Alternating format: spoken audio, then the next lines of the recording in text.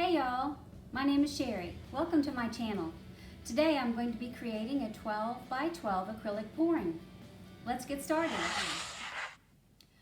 Okay, today we have the 12 by 12 canvas. I'm going to use 2 cups and I'm going to do the method of a dirty pour. That's where you pour your paint in layers. And also I'm going to do a flip cup. So that just means I'm going to flip the cup onto the canvas and then lift it up. So let's get started. I'm going to start off with my white.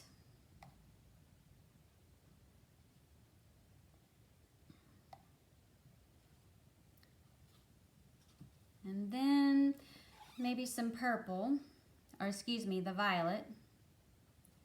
Now, whenever you are doing a pouring, for those that are new to doing acrylic pourings, you really don't want to put your 2 dark colors together because one will not, they won't shine through each other. So they're just going to look like maybe one color.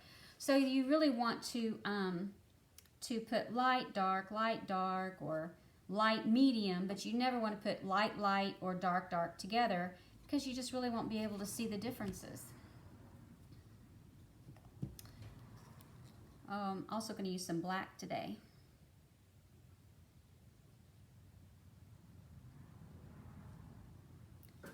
And that would also be the Master's Touch black. Use some ultramarine blue. I know I just put my black and my blue, but I think that that's going to be okay because my blue's pretty bright. And I'll put a little bit of my green.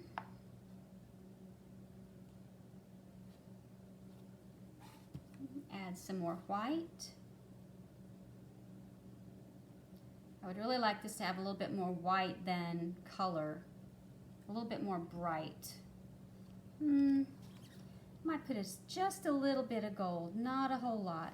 Gold will overtake sometimes.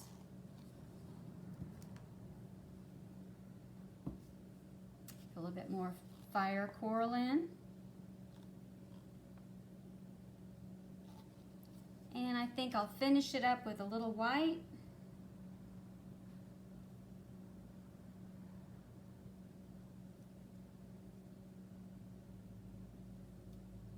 Okay, and now let's see if I'm going to make a mess or get everything on the canvas.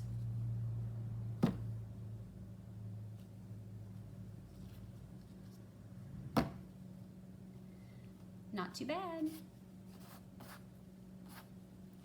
Okay, now when you do a flip cup like this, you want to try to get the corners especially, because when you're working your canvas, sometimes the corners can be harder to get to, and you don't want to run out of paint. You don't want to have to overstretch your paint on your canvas. So what I like to do is I like to add a little bit of color on the sides just so that I know it's going to be covered. And it could be white, it could be any of your colors that you're using. I'm just going to use white because I really wanted this to have a little bit more white to it, a little bit more bright.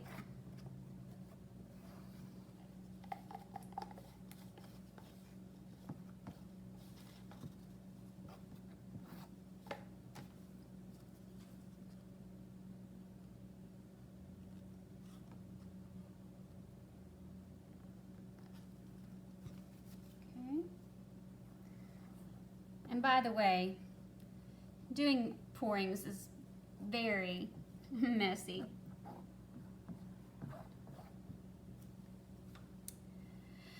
Okay, so do I just want to lift it? Do I want to lift and drag? Does it have a mind of its own? Ooh,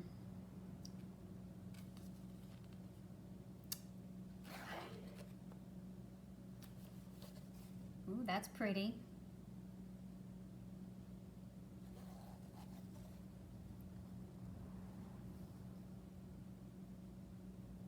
Look at the contrasting colors. Wow. Have to lose that one. Didn't drag fast enough. It's all a learning process, y'all.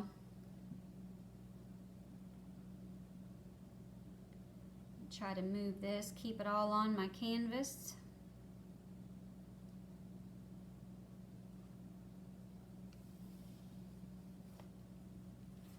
My goodness, I have a mess.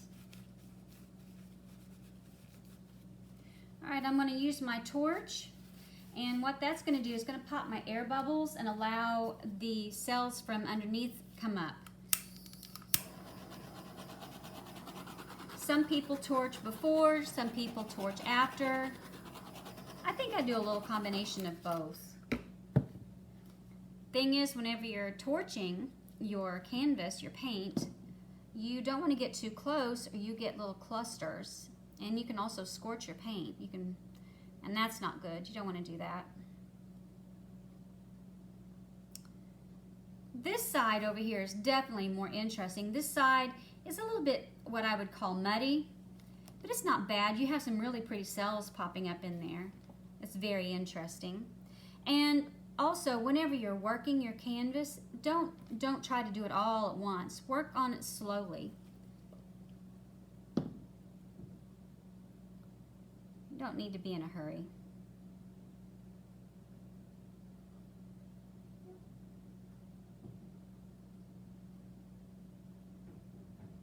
I really like some of these areas. This is really cool in here. This almost looks like outer space with the black and then the white.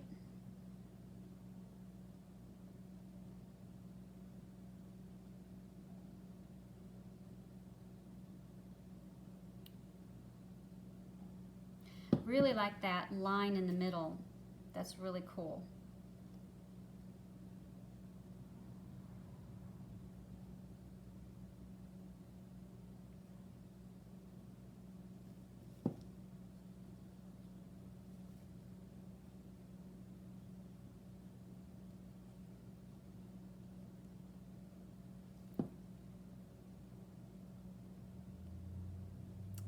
And you know, the thing about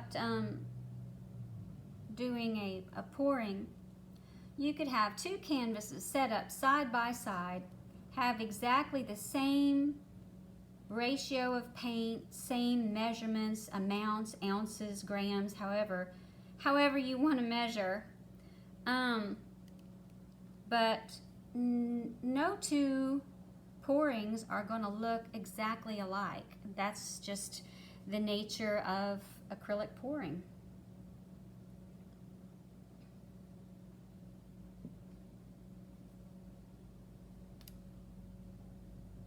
That's really cool. Hope you can see that. Let me torch this right quick and see if I get any more of these cells to pop up. I would really like some cells to pop up in here because it just, like I said, it looks just a little bit muddy. I do love the cell explosion though. I just love cells. I think they're very cool. Oh, looky there. Pop those air bubbles and I have some little baby white ones popping up.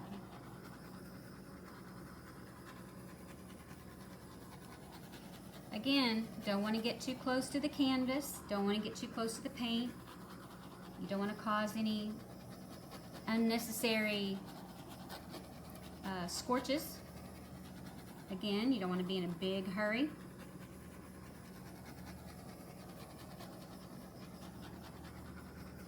You know, some people don't want to use a torch, and that's okay, but you do get more cells by popping the air bubbles, and that's really a good way to pop your air bubbles.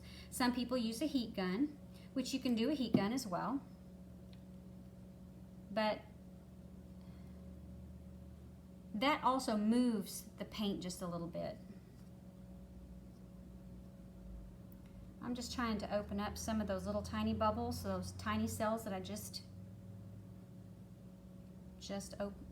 popped. I hope I'm in frame, y'all. Okay, I'm really pleased with this. I like it. It's very different. It's unique. I love this stripe that goes through.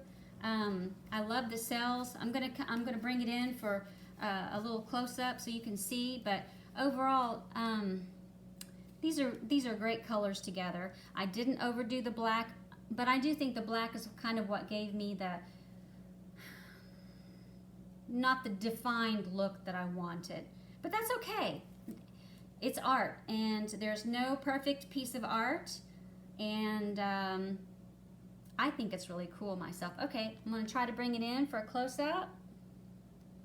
I hope you can see those cells.